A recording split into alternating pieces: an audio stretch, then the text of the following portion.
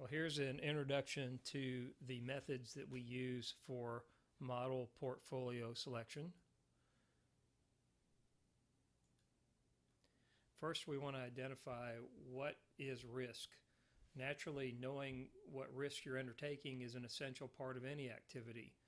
But what exactly is risk in investing? Most investors would agree that investment risk is the chance of substantial loss, like you might suffer during a bear market.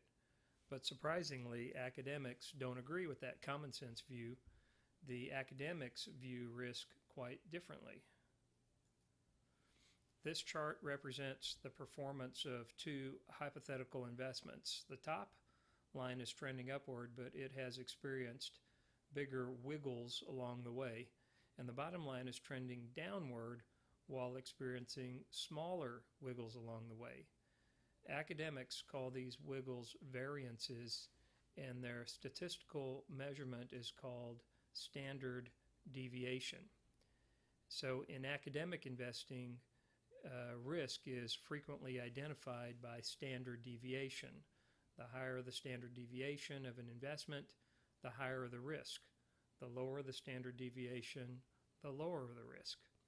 Because the downward trending line on this chart has a lower standard deviation, this, by definition, in the academic world would imply it is less risky, even though it's currently trending downward. And counterintuitively, by the same definition, the type line might be considered more risky and presumably less desirable, even though it's currently trending upward. This equating of investment risk with standard deviation, seemingly at odds with the common sense perception of risk is simply the chance of losing money, has nonetheless been a major factor in the creation of millions of pie charts, the ones that have guided investors for years. Chief among the academic theories that drive investing advice are the efficient market hypothesis, the rational investor theory, the modern portfolio theory, the efficient frontier, or strategic asset allocation, known to many investors as the pie chart. What all of these have in common is each of them states what should happen and how the markets and investors should behave based on theoretical models and equations. Predictions, outlooks, forecasts are embedded practically in every segment that broadcasts on the financial news on CNBC. Guests on CNBC are knowledgeable, well-spoken, completely rational, and frequently wrong.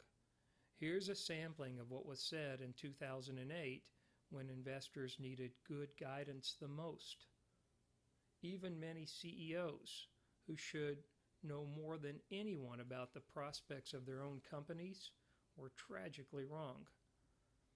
Supposedly objective analysts like Larry Kudlow in the upper right and the Financial Times guy in the lower left were terribly wrong.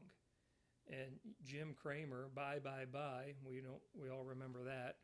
Well, the best you could say about that was it was wrong. One thing they have in common is complete self-confidence in their predictions about what was going to happen. And the other thing they have in common is they were all completely and terribly wrong. So for a long time, many investors have felt lost at sea for prorated stretches in their investing lives. The major averages went nowhere for more than a decade from 2000 to 2013, to say nothing of the two 50% declines that happened along the way. Many investors have felt that their investment portfolios, represented by these pie charts, are being tossed about by whatever storm passes through the markets. In other words, adrift, and without enough progress, owing either to a too great equities exposure during bad times or a too meager equities exposure in the good times. Alan Greenspan, America's chief economist during his 20-year tenure as Fed chairman, was forced to admit that the academic theories underpinning his work were flawed, and he greatly underestimated the market's ability to regulate itself and mitigate the terrible losses seen in 2008. Another well-respected economist, Professor Robert Shiller of Yale University, is leading the way in blowing big holes in some of the investing world's dominant academic theories. He says bluntly, the efficient markets theory represents one of the most remarkable errors in the history of economic thought. Since the history of economic thought goes back at least 1,000 years, I think that's saying something. The Financial Crisis Inquiry Commission, remember, established by Congress in 2009 to study the report on the cause of the financial crisis. The commission interviewed billionaire investor George Soros, and the interview was short and blunt. Soros stated that the academic theories believed in by both regulators and investors proved to be false. Specifically, he blamed the belief in the efficient market hypothesis and the rational expectations theory not just for making the crisis worse, but for actually being the principal cause of the crisis. So we zero in on measurements that reflect the continuous tug-of-war between supply and demand. We believe that every single tick in the market, every trend, results from imbalances in supply and demand. After all, if there were no imbalances of supply and demand, prices wouldn't budge at all. And longer-running trends are, in our view, driven by longer-term imbalances in this supply and demand. There are three major characteristics of this. First, and most importantly, is there's no predictions. We basically get our marching orders from what is and not from what should be. Second, we're making no assumptions about market efficiency or rationality. In fact, we embrace the reality of inefficient and irrational markets, and we try to use those characteristics to our advantage. And third, we do not remain fully invested regardless of bear market circumstances.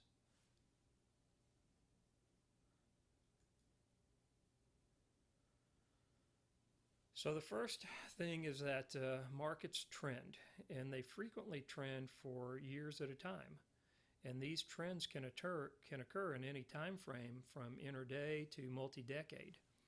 The most useful trends for us, though, are those that last from months to years at a time.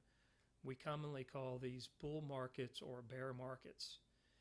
And markets are irrational and prone to excesses that can actually work to our advantage because irrationality typically extends trends both up and down.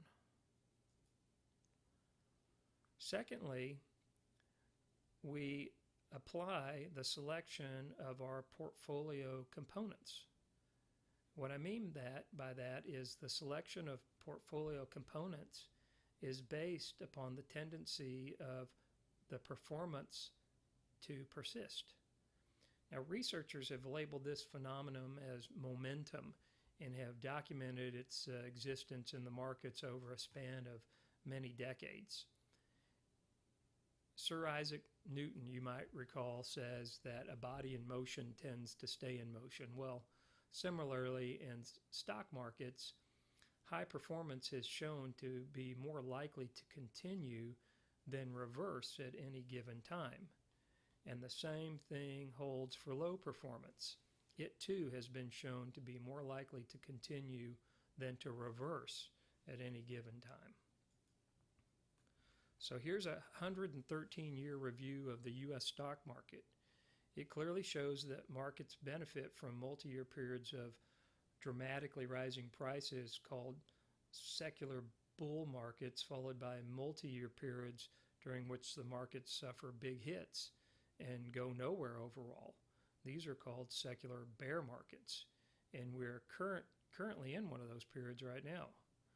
In secular bull markets, demand is clearly and in control, whereas in secular bear markets, supply and demand fight a seesaw battle with each other, gaining the upper hand for periods of time. During a secular bear market, it's difficult for a buy and hold investor to do well, but for a fact-based investor, there can be opportunities. Let's zero in on the go-nowhere period of the current secular bear that we're in now, 2000 till partway through 2014. Even there, in a period when the S&P produced no net gains for more than 10 years, there were two distinct downtrends and two distinct uptrends ranging in duration from 1.5 to 5 years each. These are called cyclical bull markets and cyclical bear markets, known popularly as simply bull markets and bear markets. Our methodology seeks to identify and capitalize on these kinds of trends in order to profit from, at times, and otherwise unrewarding markets. So we use a couple of tools to identify and implement. First are our major identifying trends. And so the job of the bull-bear indicator here is to determine when a new bull market or a new bear market has emerged. And once again, this is a measurement of really what is. It's no prediction or academic theory involved. Our goal is to be defensive and protected in the bear markets and fully invested in the bull markets. And the second tool is to identify the high performance portfolio candidates. So momentum, relative strength, rate of change, nearness to 52-week highs, and other measurements of performance are all combined to produce rankings of portfolio candidates. High performers are selected, low performers are discarded, and the whole process is repeated at regular intervals, usually quarterly. This process of continuous self-renewal is intended to capture the benefits of long-term winners without being dragged down by the unnecessary inclusion of underperformers. Combining these tools gives us a simple yet complete strategy, providing guidance on when to be defensive and when to be offensive, and when we are offensive, how to construct a high-performance portfolio. We'll make no attempt to predict future changes or the next big thing. Instead, we rely on measurement of actually what is and create a portfolio based on that. Thank you for taking time to listen to our model overview. And if you have any questions, you can simply call me at 888-475-7535.